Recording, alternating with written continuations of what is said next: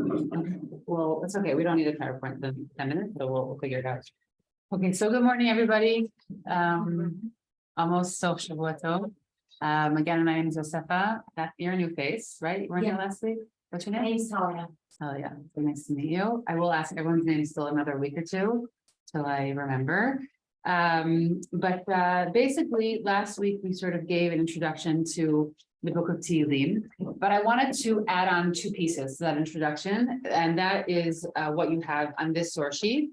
And then we're going to look at two Mizurim today, and we're going to look at them in actually look at three, or we'll look at them all in tandem. So a reminder, everybody needs helpful to have a Tanakh. We will have things in the PowerPoint. It will be straight at some point, and yeah, thank you. So in time, I want us to look at this. This is photocopied from the document series. This is Yeshayahu, but they look like this. Many people have them at home. Oh my goodness, I've read so many introductions to the book of Tehillim over the past year and a half, but I really do think that the introduction to the document is one of the best for those who Hebrew is accessible to them. And I want to look at two different pieces here. So on the first page, I have my own number. I put my own numbers on top. Okay, so we'll go with the ones, but the bottom I just preserved the numbers as they are in the document series, written by Amos Chacham, who is sort of one of the, I don't know, the most accomplished religious Tanakh. Yeah, we'll call him a scholar. I mean, he passed away a number of years ago. His son also works in the field.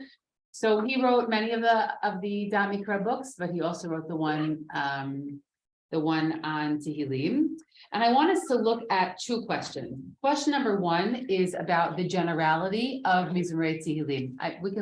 This will work itself out. We should be good. About the generality of Tehillim, about how many of the Mizurim seem to sort of be addressing a general topic.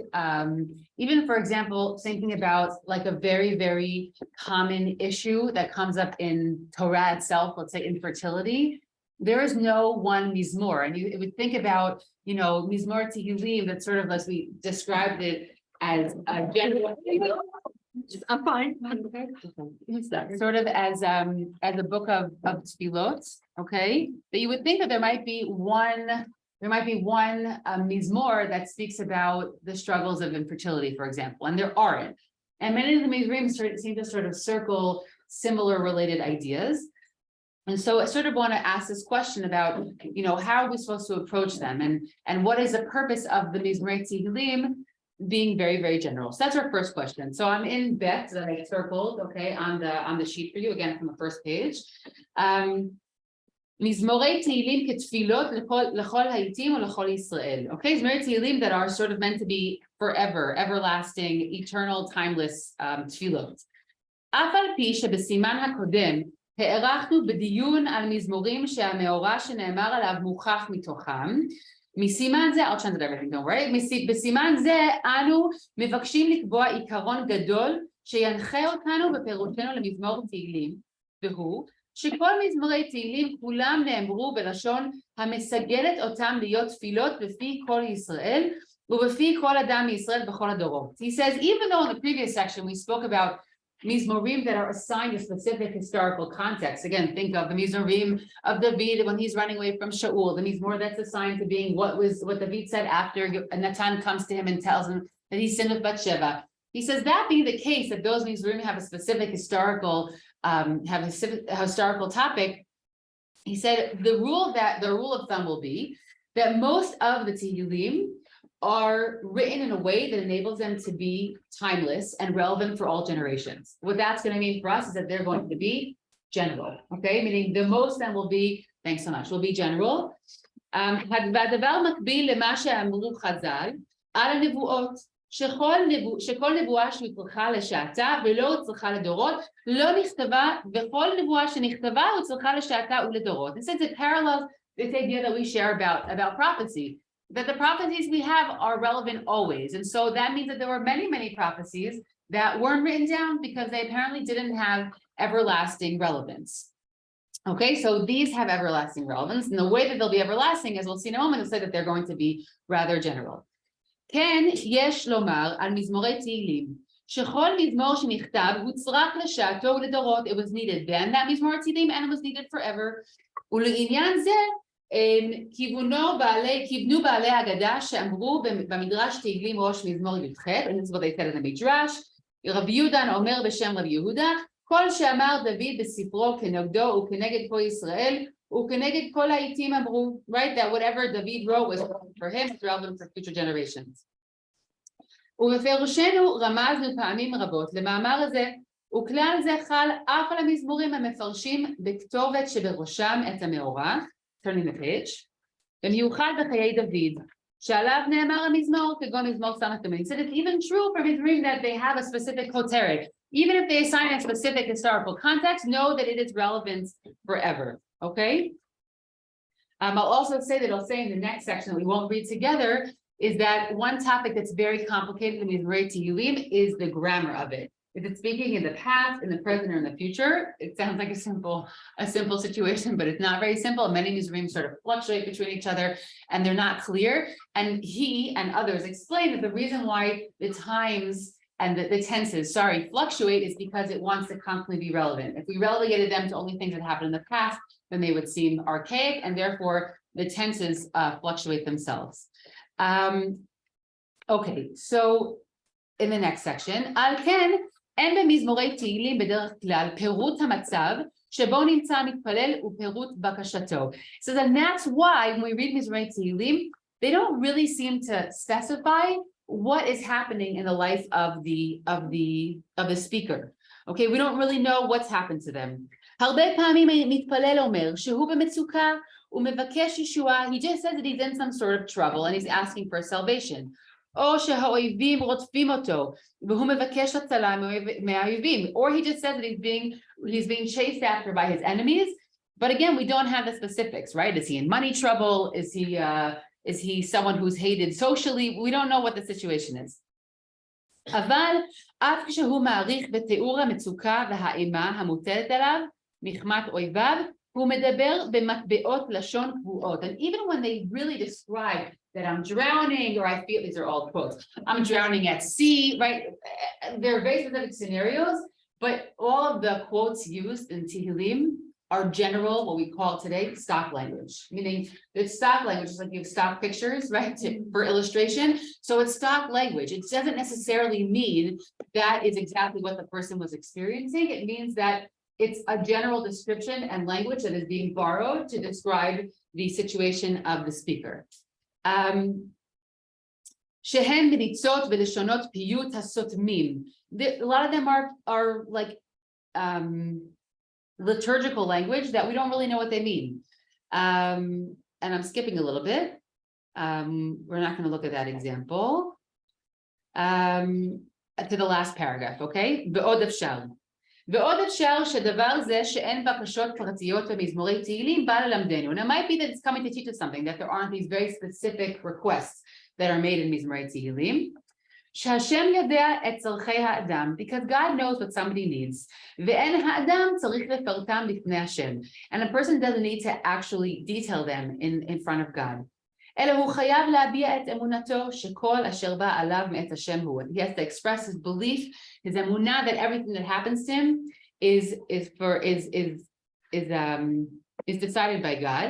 והשם מיטיב לבריאותיו, and Hashem gives good, or gives the things that are needed to those that he creates.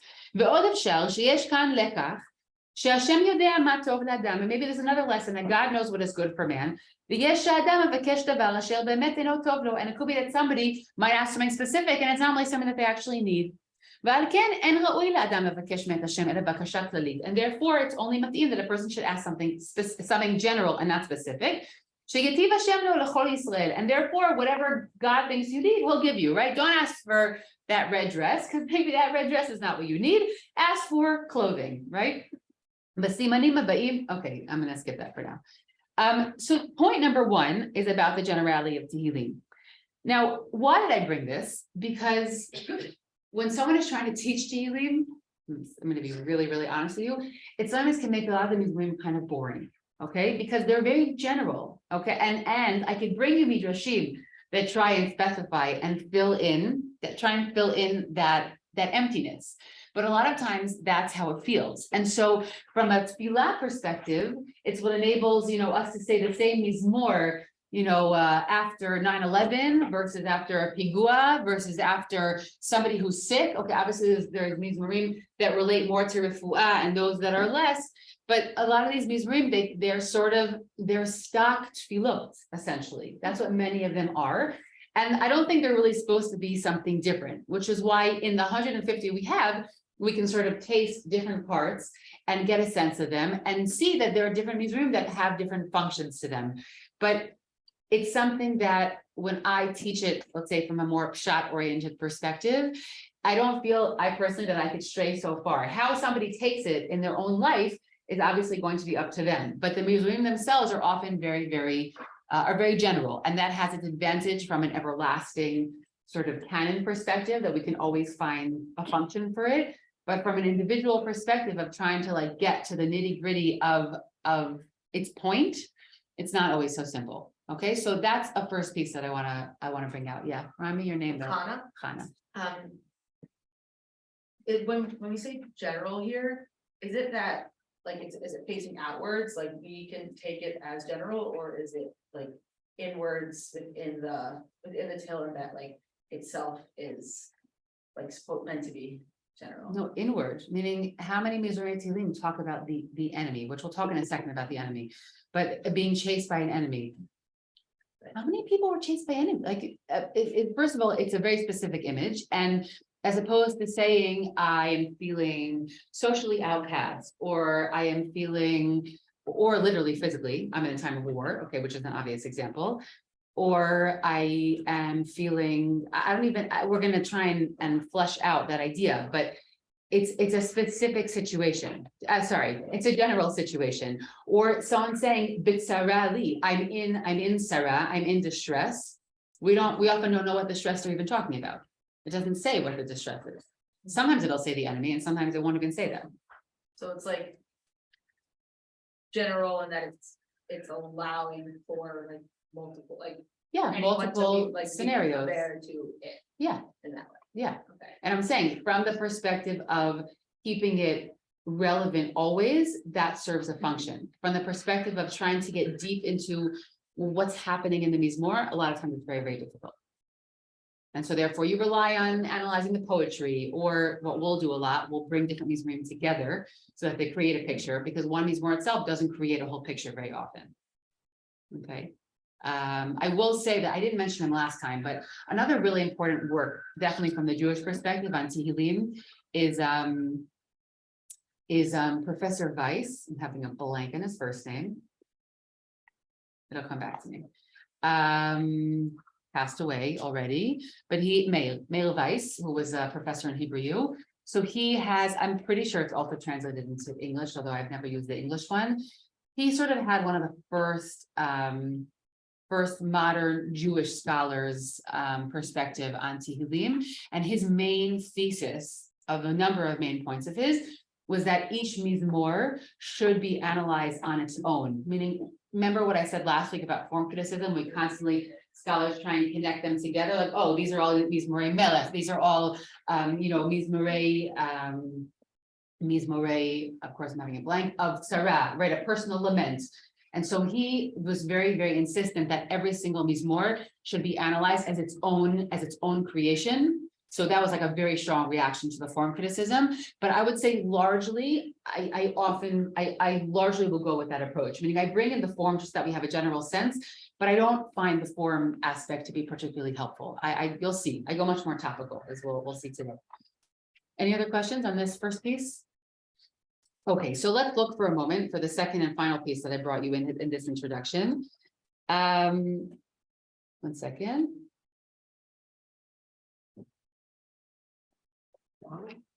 Yeah, no, I highlighted Dalid, but I actually don't want to do all that. I want to skip to Hay. It's just too long. Anybody, obviously, you're welcome to read anything.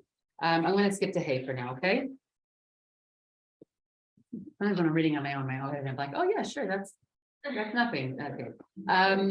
Hey, So this gets to me, which is a big question that we spoke about at the end of class last week, is this question of who are all these enemies? Okay, there's a lot. If you read, one of the things that is the most outstanding, that really stands out the most in the book of Tehillim, is mention of enemies, is mention of Rishaim, of evil people. And I'm only speaking for myself when I say that when I read Mizmorei Tehillim, I feel pushed away because I'm not sure how to relate to those phrases. Like I don't think, and also because of most of the Rishaim, this is a question, but many of the Rishaim in the book of Tehillim are very clearly Israel, meaning it's not Rishaim like terrorists, meaning it's Rishaim among me. We'll see that in Mizmor Aleph today, okay? So it's people among me, which so maybe in on the heels of voting season, some people have been using the phrases like Rishaim, but I don't know, I generally try and stay away from those phrases. And also the idea of the enemy, like how often were people feeling chased? Now, I know that the world is a much harsher world, obviously, than the world today, but it's very striking how many Mizraim we have of somebody who feel like they're being chased by their enemy. So I don't have a great answer yet. It's something I'm still trying to build, and maybe like through the course of our learning, we'll come up with something that feels more holistic. But I wanted at least to start with this idea that Amos Chacham brings. Okay, so I'm in Hey. Mitzuka, Machala, Eimat, Hamavet, V'Sheol, V'Ha'ivim, V'Harisha'im, Harotfim et HaTzadik. Okay, he lumps into one category: distress, disease, fear of death and the underworld, enemies and evil people that are chasing the righteous. Okay, he says, "B'mizmorim rabim, המשורר מספר שהוא במצוקה קשה." Okay, in many Mizmorim, the person speaks about a personal lament, a personal distress. יש המצוקה מתוארת בתיאורים של מחלה. Sometimes it's described as an illness, ויש שהיא מתוארת באימה שנפלה על המשורר שהוא עומד למות ולרדת שאולה, and sometimes, he's giving you examples, like in Mizmor 18, sometimes it's somebody who's scared that they are going to die and fall into the underworld, okay? We'll pass through the sheets. ויש שהמשורר אומר שהוא מתיירא מפני האויבים הרודפים אותו, and sometimes he's fearful of these enemies that are chasing after him. וגם אויבים מתוארים בדימויים שונים, and the way they describe the enemies are also with various images. יש מהם מתוארים כאילו הם עשירים העושקים את העניים. Sometimes it's the rich who are taking advantage of the poor. ויש שהם מתוארים כאילו הם שודדים האורבים לצדיקים ומבקשים לגוזלם או גם להורגם. And sometimes they're described as people who are looting the righteous and asking to kill them. ויש שהם מתוארים כאילו הם עדי שקר, המבקשים להרשיע את הצדיק בדינו של ידי עדות שקר שהם עונים בו. And sometimes the evil people are described as people who are false witnesses who are trying to convict falsely people who are innocent. ויש שהם מתוארים כאויבים הבאים למלחמה, and sometimes described as war enemies. ולא תמיד ברור אם האויבים האלה הם מרשעי ישראל או מרשעי הגויים, and it's not always clear, are they Israelites or are they non-Jews? ויש שהרשעים מתוארים כאילו היו בתחילה בני בריתו של המתפלל, ועתה בגדו בו ומבקשים רעתו. And sometimes, this is very similar to what happens in Yirmiyahu, there are people who were initially on his side and then they betray him. יש שהם מתוארים כאילו הם רשעים החולקים על דרך ליראת השם ורודפים את המשורר על אשר הוא ירא את השם. And sometimes there are people who seem to be like enemies of God, and because the speaker is so righteous and loves God, he feels chased by these people who are not as loyal to God. That will be today's example. Okay, it's not just in Kuf Yatet in 119, it's also in number 1. ואף כאן אין הדבר ברור אם הם רשעי ישראל or they're not, it's also not clear, are they Jews or are they non-Jews? ואף בכל העניינים האלה יש לומר שבכוונה תחילה אמרו משוררי תהילים את הדברים שמטבעות לשון שדימויים פיוטיים. And he says the same thing here as he said before. And all this is intentional because it's all using stock language. Okay, this is itself is quite a claim. Okay, it's not a specific circumstance per se, but they're using stock language to describe the way that they feel. כדי שיהיו המזמורים ראויים להיאמר בכל מיני צרות שלא תבואנה על ישראל, so that they will be mat'im, they'll be suitable to say on all different kinds of difficult situations that will meet Am Yisrael. So again, it's going to this generality that will then make them forever relevant. כל הנתון במצוקה בין אם הוא חולה ממש, בין אם האויבים רודפים אותו, right? I'll skip now, but no matter what situation you're in, whether you need a refuah, whether you're in war, you'll be able to find some sort of mizmor to say in Tehillim. Yes. Could you use another word instead of stock language? I can't relate to that word. I know, it's an internet word. I have a sense of what you're talking about, but I think There are general circumstances that can be applied to all different specific circumstances, okay? Although I'll say, when speaking about somebody who's sick, to me, that's like a very specific situation. I don't relate to this explanation much when it comes to the one that speak about being physically ill. I do relate to it with the enemy piece, because they can't all be enemies of war. They can't all, right? It has to be some sort of feeling of being besieged. And I will say that I definitely can understand, knowing what we know of the ancient world, that people felt threatened in a daily way, different than how we experience it today. We can also feel threatened, but it's less somewhat as like a daily survival. It's sort of like a bank. It's like a bank of generalized language that when they're coming, when the speakers are coming to express themselves, they're going to sort of choose from this bank of language. I'll say something soon that's like a little bit heretical that might explain it, but hold on one second. Yeah. I think it's like, maybe it's like, instead of the stock language, it's, like imagery in poetry that is repeated, that like. My love is like a summer rose. Exactly, Do you know what I'm exactly. saying? Like that kind of thing. Yeah, it's like, yeah, Yeah. exactly. So I would imagine like the rose, the rose as a metaphor for love kind of thing, just the last 3 lines, and then we'll put this sheet away for now. That's mamash relevant to what we're going to do right now. The last paragraph. ברוב מזמורי תהילים נזכרו האויבים הרשעים. Okay, in most of them we mentioned the evil enemies, או כינוי אחר שלהם, or some other name for them, או ביטוי הרומז לדרך העוולה בניגודה ליראת השם, or some other way to describe their negative ways that are in complete contrast to fear of God. ואף על זאת יש לומר שדבר זה משקף את דרכו של העולם, שהרשעים בדרך הרשע הם מכשול גדול ליראי השם. And he says, but this shouldn't be just understood as something general, but that people who don't listen to God, or people who are not following the ways of the Torah, generally create a stumbling block for those who wish to live a life with fear of God.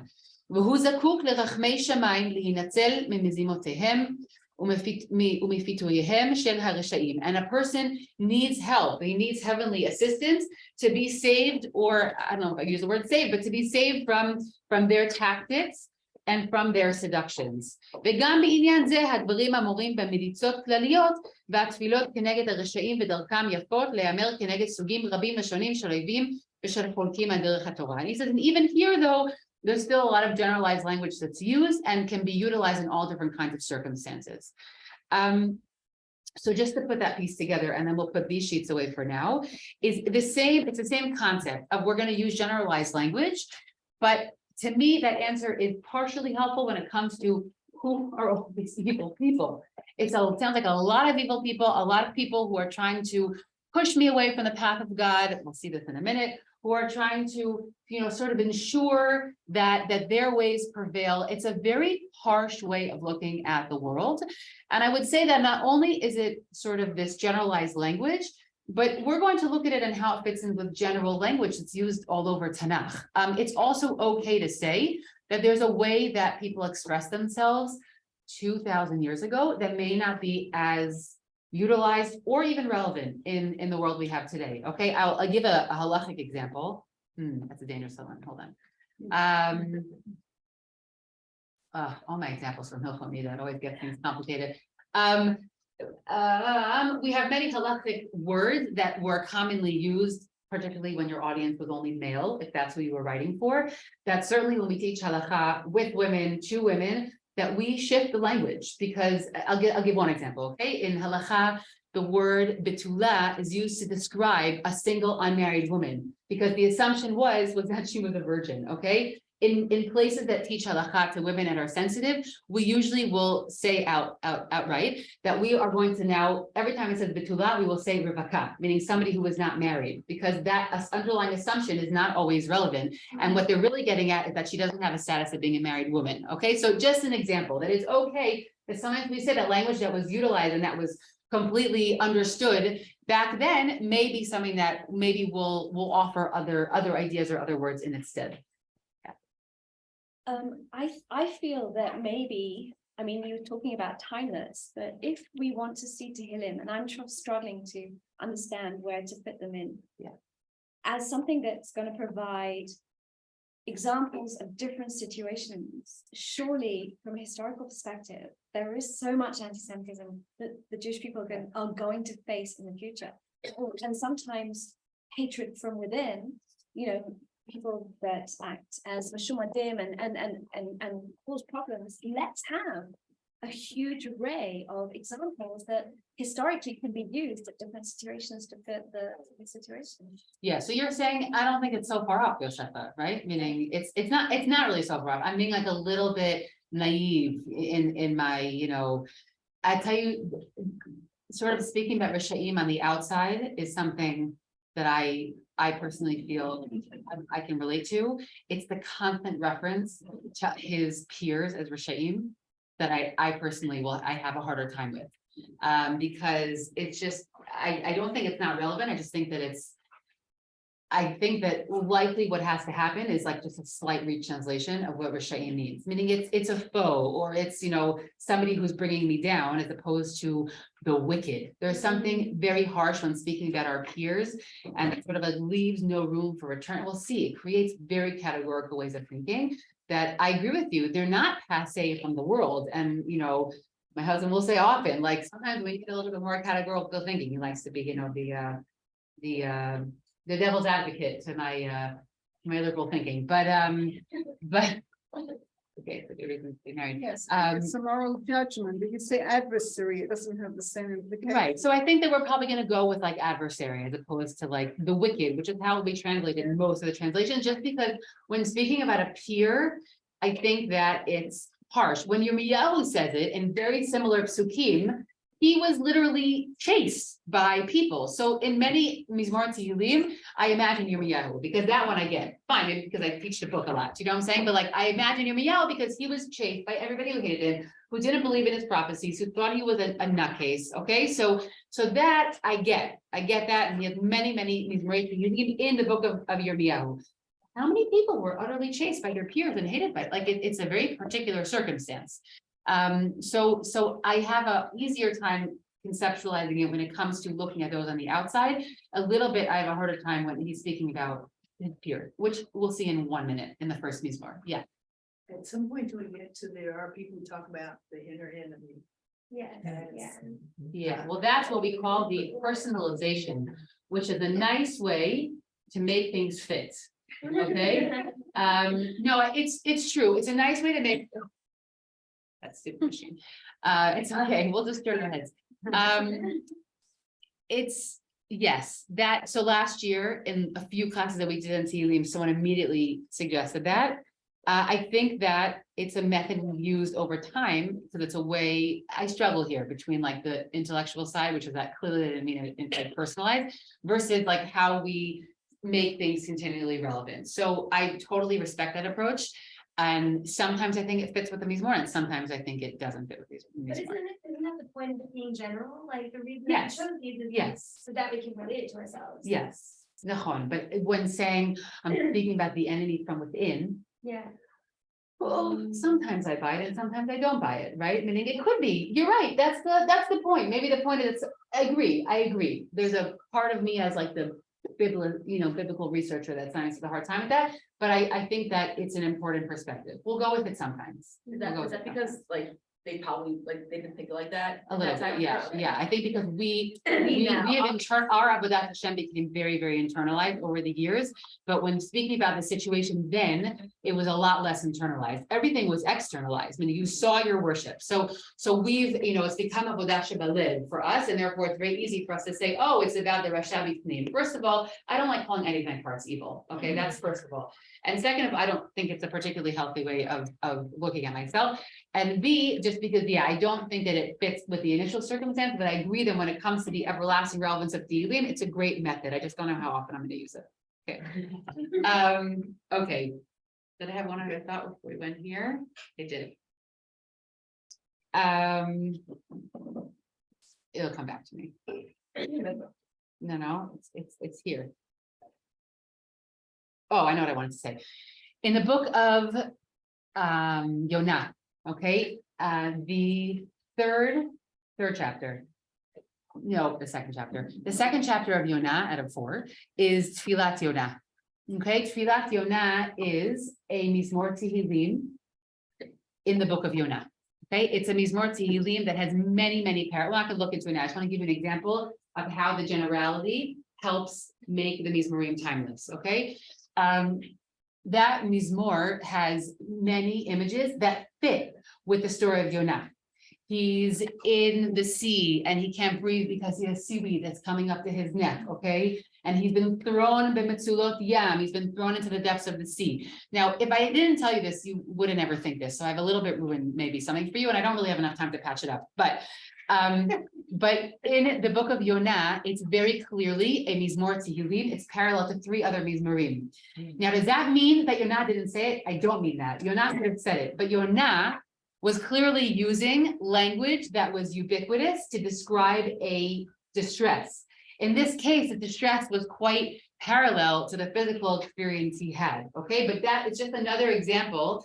By the way, Tfilat Chana is also, if you look at Tfilat Chana, it does not really fit what is actually happening to Chana. Anybody who doesn't agree with that is not reading the Psukim, okay? It's very general, it's national, so we can have wonderful shiurim about the fact that she's having national tefillah and she's not just davening for herself, and then she becomes a dugma for all of Am Yisrael. Hakol tov yafeh. But at the basis of that is the fact that people utilize Mizmorei Tehillim, which, as we said, are probably of the older Misorot. Okay, these were, meaning whatever is being collected, whatever David is including, these are really, really old traditions that survive throughout the generations, and people utilize them. So we have many places all throughout Tanakh where we have like some like psukim or even kfatzim. We have units like Hannah, like Yonah, where it's very clearly a Mizmor Tehillim that is there. Now you could be more academic and say it was put in there. You can be less academic and say Hannah and Yonah are expressing themselves through use of language that was common. Okay, but that's just an example of how the generality of the circumstance can sometimes even fit the really specific circumstance, like in the case of Yonah, where he's actually being thrown into the ocean, or in many other Mizmorei Tehillim, you just have someone describing their distress, like feeling like they have lost all their ability to breathe at the bottom of the ocean. Okay, so that's just an example of how Mizmorei Tehillim show up in different places. Okay. Tov. See, I really needed the top of the Sukkim. So in that case, where it's not so clear, everybody open up to the first Mizmor Tehillim. What? If you zoom out on your computer, it might. It's not that, it's the machine. The machine is crooked. And I can't zoom out because it's on Zoom, it's a share screen. You need to zoom in to make it smaller. Like here. No, it's fine. I don't wanna deal with it. No, just be mad. Just leave it. It's fine. Everybody can see it in front of them. It's not a big deal. I'm just gonna close the lights a little bit for a moment because I do want us to see certain things here. Number 1. This should be more 1, okay? But you can't see the first pasuk.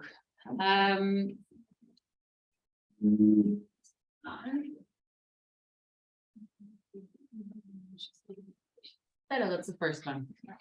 So the Mizmor begins as follows. Don't fall asleep without the lights. Now, we're going to ask some big questions about the Mizmor, but first let's just look a little bit at the content. In terms of what kind of Mizmor this is, It opens up, let's see if anybody remembers what we said last week. It opens up as follows. אשרי האיש אשר לא הלך בעצת רשעים ובדרך חטאים לא עמד ובמושב לצים לא ישב. Okay, for in terms of our translation, we have lucky is the man who does not walk in the ways of those that are evil, in the ways of sins that will not persist, and in the company of jokesters, he did not sit. Okay, what kind of mizmor is this? First of all, we see it doesn't start with mizmor David. Yeah. Didactic, you know? Okay, so a wisdom, exactly, right? It's a wisdom psalm. We said Ashrei Ha'ish, the word leitzim, okay, the word Torah, many will call it a Torah psalm, meaning that it actually, the word Torah doesn't come up all that often, okay? So when the word Torah comes up, it's pretty significant, meaning outside of the actual Torah itself. And so this is a wisdom psalm. It is giving advice about how to live. Now, significantly, it does not open up with Mizmor LeDavid. We will have a question. Why is this Mizmor, after we look at the content, why is this what opens up all of Sefer Tehillim? Why is this the order? Now, please notice, it's a little harder because you can't see it, but I'll just say it out loud now for the first pasuk. I divided what you see on the side according to the clauses of each pasuk. But in the first pasuk, for example, I'll just write it down maybe for a moment. You know what? Let me pick up this, and then you can see it on the board. Maybe it'll work. Can you see that at all? Yeah. So I can't reach up there, but I do want to notice that the parallelism. I won't belabor the point, but just in the first pasuk. Ashrei ha'ish, I'm just doing it here because I can't reach to the top. Okay, that stands on its own. Asher lo halach. B'atzat reshaim.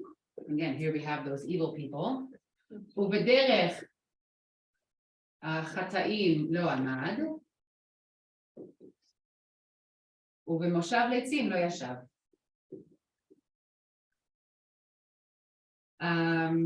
Okay, what is parallel in these words? Who are all the bad people? What names do we have for them? Chataim, right? Those who sin, and leitzim. Okay, yefet. So we have three words that are all parallel. We have three phrases here that are parallel. We have, in terms of our verbs that are parallel, we'll have halach. Derech is the way, it's a noun, okay? It's not a verb. Amad and yashav, okay? So all these ways that we could be in the company of those who do evil.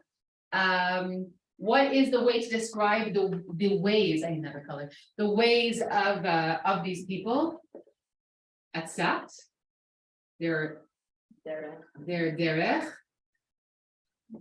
and their moshav, right? Living among them. Okay, so we have three elements that are parallel in each of the clauses. That's like a full parallelism, a three-part parallelism. Okay, again, as we said last time, parallelism sort of sometimes makes it more poetic. It makes the point very clear. Okay, and it was also simply the way people wrote poetry. Okay, so that's point number one. What? In the advice of, like they don't take the advice. It's describing the advice of the Rasha. Okay, let's read the rest of these more just to have the content down. Ki'im, right now, ki is a contrast. Ki'im b'torat Hashem cheptzo. Who is this good person? The Ashrei Ha'ish, the one we want to be like. He who desires the Torah of Hashem, uveTorato yehege yomam v'layla, and he toils over the Torah of God night and day. We're going to come back to that phrase. It's very important. And what will happen to he who is a man, a woman, a person who studies Torah, is the way of Torah? V'haya ke'etz shatul al palgei mayim asher piryo yiten b'ito ve'aleu lo yibol b'chol asher yaseh yatzliach. What will happen to he or she who goes in the ways of God? It will be like a blossoming tree on the riverbanks, whose fruit will arrive in time, and his leaves will never wither, and everything that he does will succeed.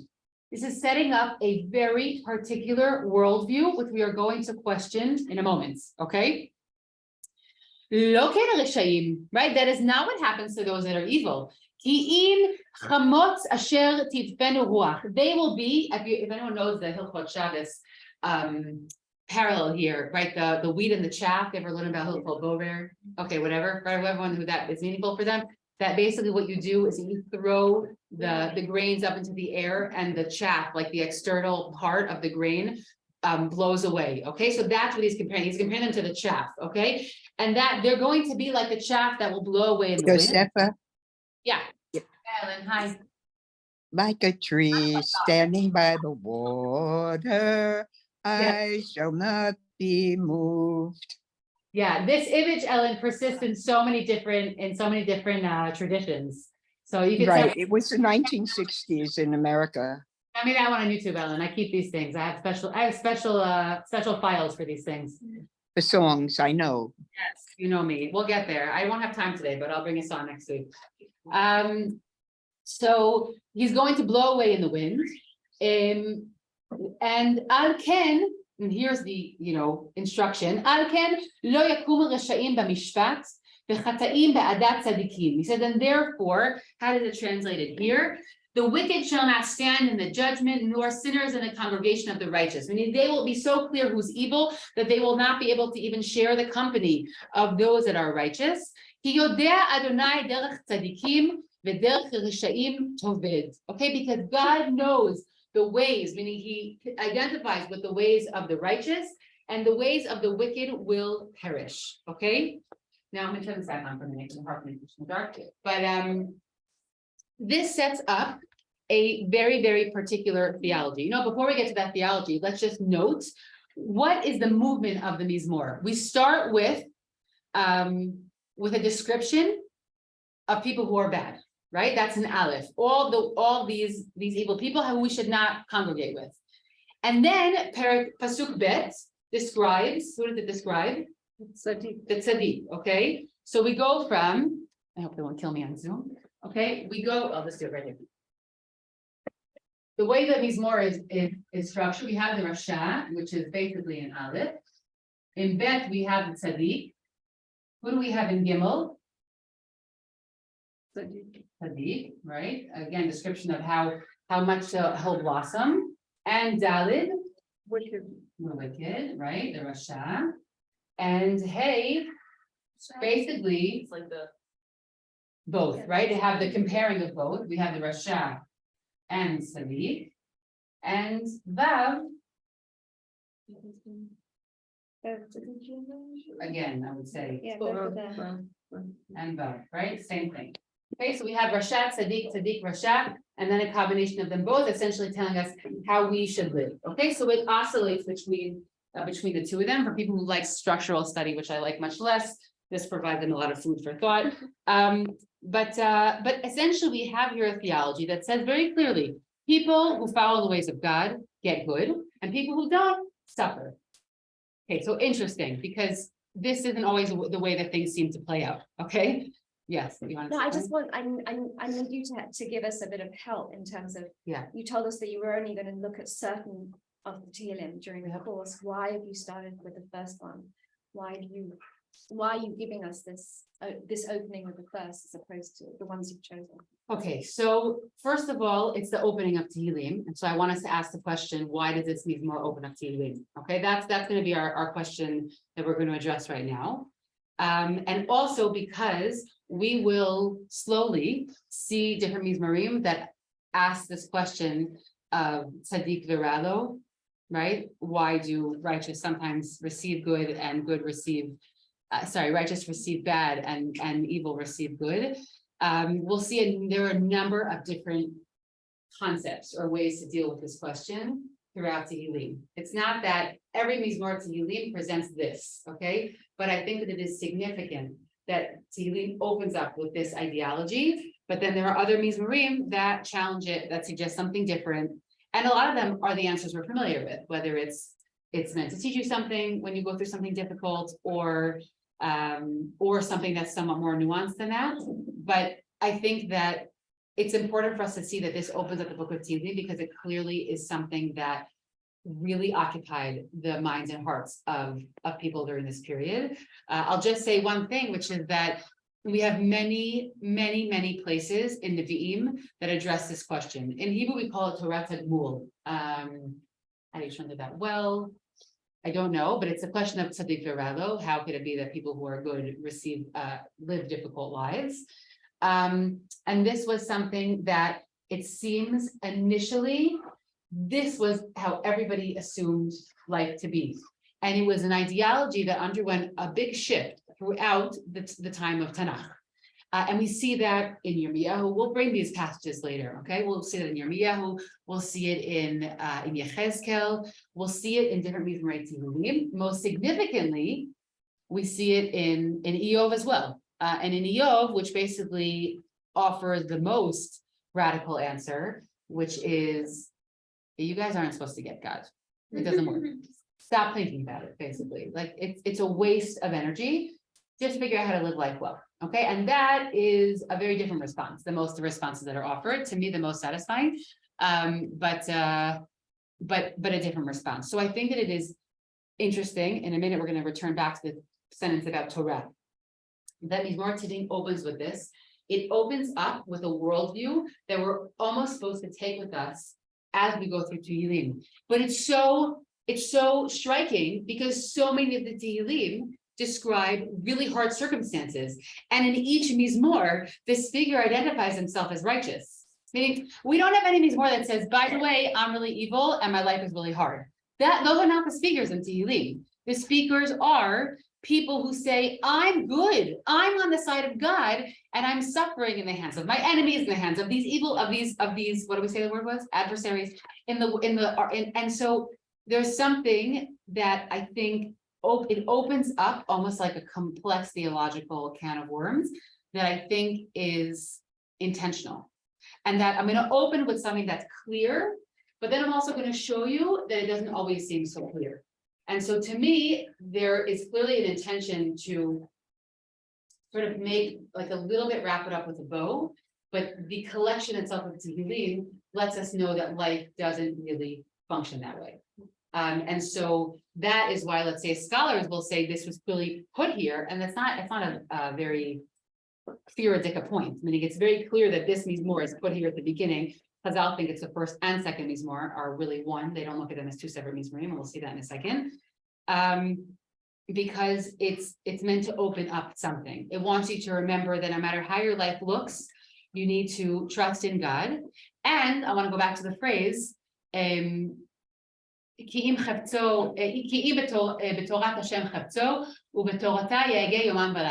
on the angle of pasuk number 2. Okay. That's a really significant pasuk. It is a reference to Yoshua. Yoshua in the first chapter. And this is a point that I'm saying I borrowed from Benny Gesundheit. If anyone doesn't know who he is, it's a really, really interesting person. He lives in Alon Shvut, like many other interesting people. And he's a medical researcher, but he has a massive passion for Tanakh and a massive passion for Tehillim. I suggest if you want to do any more study, and again, because there's 150 newsroom and we're going to only do a few, his website is tehillim.org. I'll write it on the board after, tehillim.org. And he has literally like 30 lectures. I think initially they were on Torah in Motion, but now they're just available on his website. And this stuff is excellent. I actually was in a conversation with him last year. I was maybe going to collaborate with him in a project that didn't happen. But really good stuff. It's very, very, he's very visual, lots of charts, lots of intertextuality. He speaks mostly about what he calls, he wrote a book, it's being published somewhat, I guess, as we speak, about sort of a contextual approach to Tehillim. He's constantly looking for the connections between the Mizmorim that are placed next to each other and why they're placed next to each other. And it's an interesting twist on an academic approach that he's worked on for many, many years.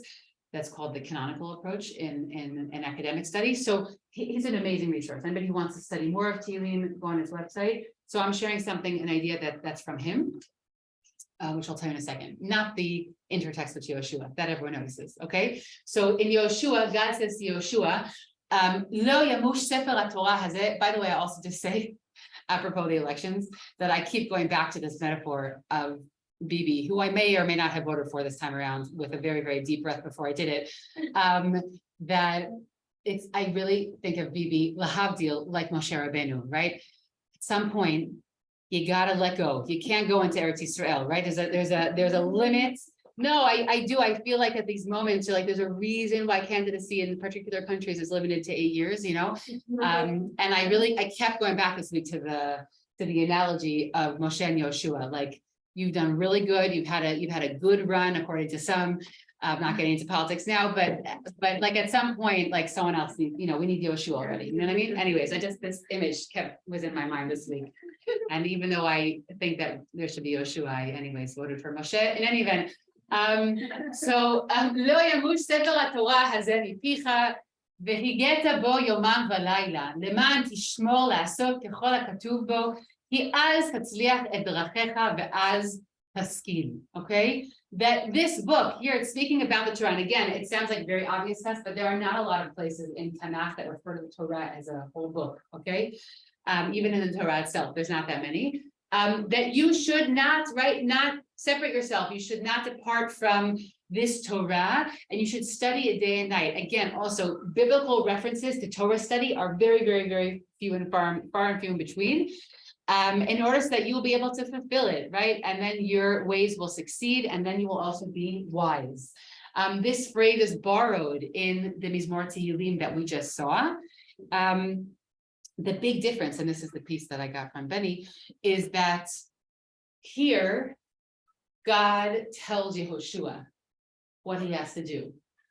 God tells Yoshua, study the Torah, and then you will be wise. Now, when we open up the book of Tehillim, we're not anymore in the territory of God commanding things, right? We're out of Nebuah. We've left that territory. We're in the territory of Ketuvim, of people basically giving advice to other people. Those are the books of Ketuvim largely. And so, that in Mizmor Aleph, I don't know if you hear me, help me out. That in Mizmor Aleph, we have here the instruction by a person to study the book of Tehillim. And it's not from God anymore. Now somebody who wants to be a good God-fearing person who follows in the ways of God is somebody who chooses to study Torah. Okay, so we've moved out of the realm of Navi, and we've gone into the realm of somebody having to make that personal choice themselves, and that be their lifestyle. One second, I can figure this out. Do you want me to go and get her? No, I just need the remote. Hold on, I'm sure it's here. What is this on the table? By the, No, that's Is it not that's there? okay, right. Next to them. It's a little white one. maybe we should go and grab. Not this, it's a little white one. Hold on. One second. Okay, let's have it. It's going in the office.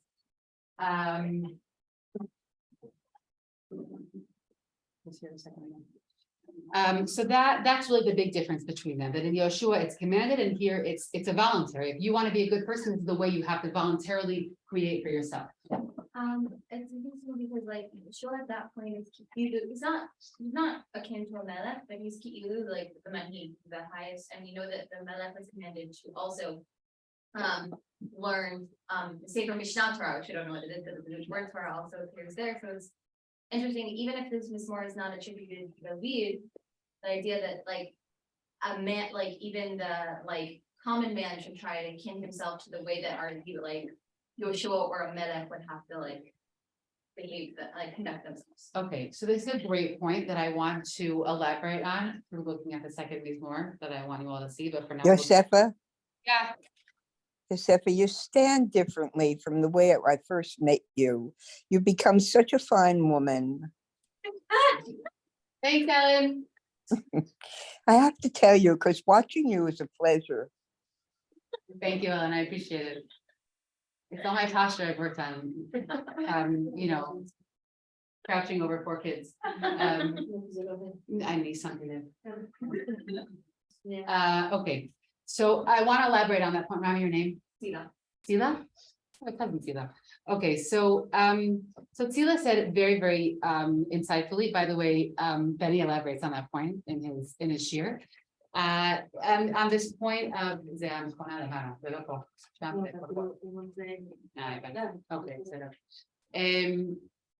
on this point being that it's specifically the leader, like someone like Yoshua, who's supposed to be involved in Limud Torah. That in Dvarim, where we have that command specifically that a leader, that a king has to write a Sefer Torah, so that we anchor the leader who's in charge of obviously the strategic and military aspects and national aspects of our existence, has to also be rooted and deeply rooted in the world of Torah.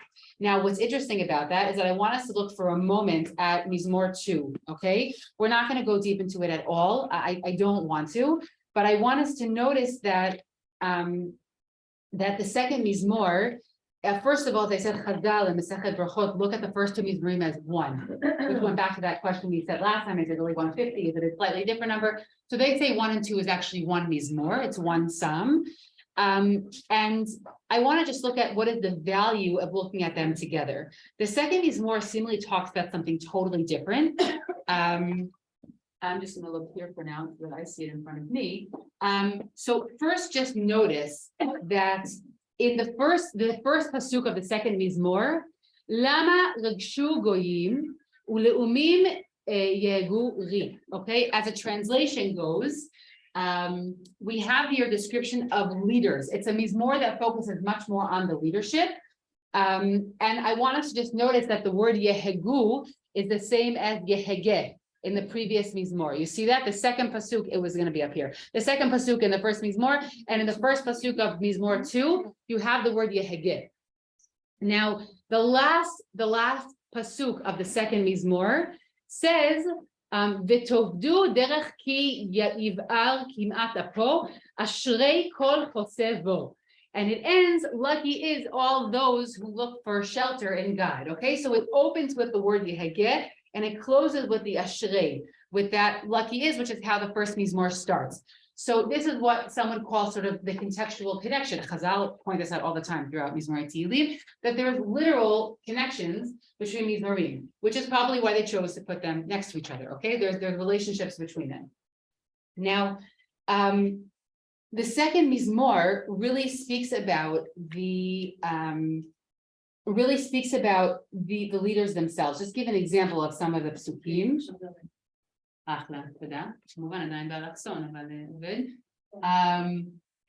Okay, so for example, it's speaking here about a leader. Ninatzka Gimel, Pasuk Gimel, Ninatzka et Moslotemo v'nashlicha mimenu avotemu. Here it's speaking about leaders that if they're not walking the ways of God, they sort of throw away the leadership of God. Yoshev b'shamayim, the next pasuk, Yoshev b'shamayim Yitzchak, Adonai Yil'ad Lamo, that they think that they're powerful and they make fun of or they mock the leader that is in Shamayim, i.e. God. And I'm just skipping to Vav for a moment. Ve'ani nasachti malki al Tzion har kodeshi. But I anointed my leader and put him on Har Kodeshi, on the mountain of holiness, i.e. Yerushalayim. This Mizmor goes through a discussion, again, I'm just bringing it up to make one small point, goes through a discussion of the difference between leaders who don't fear God and leaders who do fear God. Now, the point that one could make by putting these two together, which again, because of the Yehegeh and the Ashrei, there are many look at them as a unit, to say the following, and this connects to the point that Cyril was making, that the first Mizmor speaks about the importance of being somebody who learns Torah, who stays out of the company of people that are bad people to surround yourself with, bad neighbors. The second Mizmor speaks about the importance of having our leaders have proper fear of God. Okay, and one of the points maybe that's reflected in this little unit is that we need both. Okay, we need a basic person to both be someone who learns Torah and in their medini, in their sort of national life, are living a national life that recognizes that even though there are powerful leaders, that God is ultimately above all those leaders. If you might say, it's kind of like a religious Zionist perspective, okay? But you have this idea of your private life of Torah combined with a public national life that recognizes God as a leader and doesn't overestimate the role of the king, or doesn't overestimate the role of the national leader, that they should think that they are more powerful than God. Okay, and that is sort of like a small advantage of looking at Mizraim together. Again, I think that both Mizraim can be understood on their own. We didn't do a full analysis of the second Mizmor, but you can look at them sometimes together as a unit and perhaps come away with a particular message and look at them each separately. The first Mizmor is clearly speaking about how a specific person should be living their life well. Any questions? I don't see a connection. They're very different, it seems to me. No, I agree with you. They're very different Mizmorim. The connection would be if you go with a Chazal who look at the first two Mizmorim as one unit and they're really one Mizmor. And the second is that there are two very strong literary pieces that connect them. The word Yehegeh in the first pasuk and the second Mizmor, and the word Ashrei, etc. in the last pasuk in the second Mizmor. That it's chiastically, sort of closed in by two words that are keywords in the first Mizmor. Okay, but I agree with you. They also can be understood totally separately, and then we would come away with something different from the second Mizmor. Yeah. Like, it's really so much paralleling the commandment, like the part in Varim where we get it, because it says, like, Yeah. and then it's like, okay, don't do that, and then it gives you all of the rules to make sure that, Yeah. the king isn't like and there's all these, like, and that he has a proper Yerushalayim. It's literally just like a Yeah. poetic interpretation. Yeah, so that's how many look at these Mizmorim. Exactly that this is a poetic interpretation of the commandment to the king to basically fear God. I mean, we don't have a discussion on how many wives he should have or not having horses, but I mean, the idea that a king, now there'll be many Mizmorei Melech, which we're not gonna look at so many of them because they kind of repeat themselves, but many of them, Mizmorei Melech and Tehillim, they emphasize the same point, the idea that God is the ultimate king and not the physical king. We also said last week that sometimes we're not even sure if the psalmist, here we are, but if the psalmist is talking about God himself or it's speaking about a physical king, or then it sort of blurs the boundaries between them and it goes back and forth between them. But in general, Tanakh makes it very clear in many places that the physical king is highly limited and is not at all godlike, like people thought them. So are you saying there's more 1 and 2, like this is the formula? Like, is there no other, like? No, I think there are other formulas. The beauty of Tehillim is that it's sort of like very, very diverse in its voices. I think this is one idea, and if you look at them as a unit, I think it offers, yes, a particular worldview of both the leadership and the individual life coming together that recognizes that it needs to be in good company and recognizing that God is above. In the few minutes we have left, maybe we'll see another Mizmor that suggests something different, and I think that it's an important complement. So let's skip there for a moment, just as I'll just say that the phrase about the image of the itz, of the tree that will not wither, comes up in Yechezkel, it comes up in Yirmiyahu. It's again, if we talk about the stock language, the phrase we didn't like, but this known, I would say known image. So it comes up in many, many places. I can tell you exactly where after, we just don't have time to look at it right now. Okay, Mizmor 15, but we'll look at it together for a moment. We literally have 5 minutes. Okay, we'll finish with it. Mizmor 15 is different. We'll just look at it for its content. We won't have time to really go into it in depth. It's very, very short Mizmor. Mizmor LeDavid. Okay, it's part of the first main unit that is ascribed to David. Okay. Mizmor LeDavid Adonai mi yagur be'ohalecha, mi yishkon behar kodshecha. Right, and again, here I've divided it really in the way that it should be studied. Okay, the Mizmor says who can really remain in the presence of God. Now, does it really mean who can bring a sacrifice? We don't really know exactly what it's trying to get at, or it could just be asking very poetically, who is he who is a true servant of God? Okay, but it's using the image of who can dwell in God's tent. Okay, meaning in his presence. And of course, the parallelism between mi yagur be'ohalecha and mi yishkon behar kodshecha. Okay, it's the parallel phrase there. Holech tamim u'poel tzedek v'dover emet b'levavo. Okay, he who, I'll just read the translation here because it's quicker. He that walks upright and No, terrible translation. I can't, it's too old. I'll make my own. And he speaks truth in his heart. Lo ragal alishono, we assume ragal to mean like rachal, rechilut. He doesn't have any gossip on his lips, and he doesn't do anything evil to his peers. V'chelpa lo nasa al korvo, and he doesn't shame his relatives. Nivzeh be'einav nim'as, ve'et yirei Hashem yechabed. Okay, those who are the scorned, again, those who are far from God, he looks down upon, and he respects those who fear God. Nishba lehara'a velo yamir, kaspo lo natan beneshech, v'shochad al naki lo lakach, ose ele lo yimot leolam. What is the recipe for never withering in this world? Is somebody who doesn't take any money in bribery, and he says it twice in two different ways, v'shochad al naki lo yikach, and will not take any bribes, not any money. And all this will bring somebody to never wither or be moved or removed, essentially. What does this mizmor say about how a person remains in this world with a good life? A lot of things. A lot of things. Categorically, what kind of things are they? No lashon hara and don't take bribes. Being a good person to your family. Being a good person to your fellow man. It's ben adam lechavero. Okay, and this is the strength of looking at mizmorim separately and then also in tandem. Because in the first mizmor, right, all these things that can go into depth about how it starts close and then it goes out farther. It starts with people among you and your family members, and then it goes out to society as well, not taking bribes. That this mizmor does not focus on limud Torah. It doesn't focus on the king, right? It focuses on ben adam lechavero, being a moral, upright person. And I think that in the world we live in today, we say, okay, well, we should put these together, right? We should also be Gegeh Torah, Yomam V'Layla, like we're all doing now. We're learning Torah together, and possibly also make sure we have leaders who recognize that there's a God above them. Oh, how lucky would we be if that was the case? Okay, that we have leaders who recognize that God is above them, and we live a life that is moral. As we all know, Torah studying does not guarantee morality. Okay, they're very often can be separated, like they are in the mizmorim. And the advantage of sort of me putting them together is to create an own personal worldview, right? That these are things that obviously have to be looked at in tandem. But I think it is interesting that this mizmor, which is kivachol, it says mizmor David, but it's a didactic mizmor, meaning follow this recipe and you will not perish from the world. Now, again, we still have this general question about, is that true, right? When somebody can have a really, really good moral life, and it doesn't necessarily mean that they aren't going to suffer, and we'll continue to ask that question and try and answer it as we can.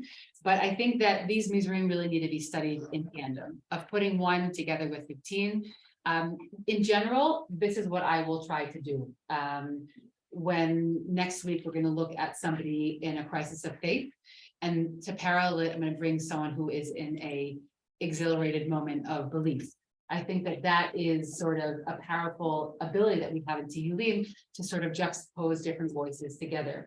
It is important to remember that they were initially said separately, that they were not brought to us together, but I think putting them together creates a little bit more of like a holistic picture that can be instructive for us. So with that, I think I'll end for today, but I'm happy to take any questions that, yeah. Just playing devil's advocate for Yeah. a second, like, one could argue that none of these things aren't necessarily like separate points. Like if you study the Torah, then you learn to how to be kavod ben adam le'makom, v'gam ben adam le'makomo, and like you'll also learn not to bribe, and you'll also learn not. So I'm curious, like where this, this point of like that they're so different from one another that they need to be studied in tandem, as opposed to saying they're all under the same umbrella of Torah or something. Like, you get what I'm saying? Yeah, Like, I mean, not they're so for different. sure all under the same umbrella of Torah. They're just brought to us in different mizmorei Tehillim. And there are places in the Torah that emphasize the morality, and a place that will emphasize the ben adam makom. And they're also not always brought in the same place, okay? Meaning famously, the Nevi'im, the Nevi'im focused a lot, not only though, focused a lot on interpersonal morality. But it was clear that it was in the context of a God-fearing life. For whatever reason, the Baal Mizmor who wrote, David HaMelech, who's writing Mizmor 15, in that moment was thinking more about Ben Adam L'Chavero. But I think I agree with you, to preserve the method that the Torah gives generally, is that it needs to be looked at in tandem. And that even if we're going to look at some people around us as Rishaim, as we saw in the first Mizmor, and focus on Limud Torah and surrounding ourselves with good neighbors and people who influence us well, it's also important to remember that no matter what we think about our neighbors, we have to treat them well, right? Meaning that the naming of Rishaim or calling people that they themselves are Chotim is not also a reason to then not treat them with the basic respect that Mizmor 15 calls us to utilize in our life. It's not used the same. Meaning we have to recall 15 in all circumstances. And even though in the first Mizmor, we looked at people and categorized them as people who are not people I should be surrounded with, 15 reminds us that we have to treat all people that in a way that's appropriate. Yeah. It's that chapter 4, where it says a vile person is despised. So it's like, that's pretty. You have to make a judgment and you have to stay away from them. No, So it feels like it's, I know I'm being a little bit liberal here in my interpretation. right, and also like I've taken this one to be like, okay, so for the first Mizmor, it's like, okay, so where are you gonna sit? So this is, if you want to sit and really feel secure, come in here. Yeah. Come in here and then you'll, In 15. it's your thing, Yeah. you'll be, Yeah. like, sleep with a lot. Look, I will say also that surrounding yourselves with good neighbors, I'm calling them neighbors, but I mean company, right? Surrounding yourself with good company is critical in so many places in Tehillim. It's critical. I mean, let's say teaching young women, in midrasha or in different settings. In general, it's critical, meaning putting ourselves in surroundings that support our values is like irreplaceable, which doesn't mean that we always have to be with like exactly like-minded people, Right. but we need a peer group that reminds us of the things that we value, or else we very, very quickly lose our grasp on the things that we value. We forget that we value them because we forget that there are other people out there who think similar to we do. And so that's sort of the extremely relevant lesson that I take whenever it speaks about like not to sit b'moshav litzim, like even in the most basic sense. Cynicism is like the enemy of good religious environments. Like it's something we talk about a lot, like let's say where I teach, is it a cynical group or is it not a cynical group? Because it kills everything. It's contagious. It kills it. You can't speak, you can't say stuff, everyone feels uncomfortable. And so the Moshav Leitzim, like these are very, very real images that can be taken imported very much in Torah Avodat Hashem. I think that they're very, very relevant to the way that we function today. Coming to a class here and remembering, there are other people in the world who like studying Torah. When like you walk around the street and you're like, you can kind of forget it sometimes, where it's like not in your immediate consciousness. And you come here and you're like, oh, there's people that care about that stuff. Like it's invaluable to maintaining the things that we value. So Tehillim speaks about that all the time. Shabbat Shalom.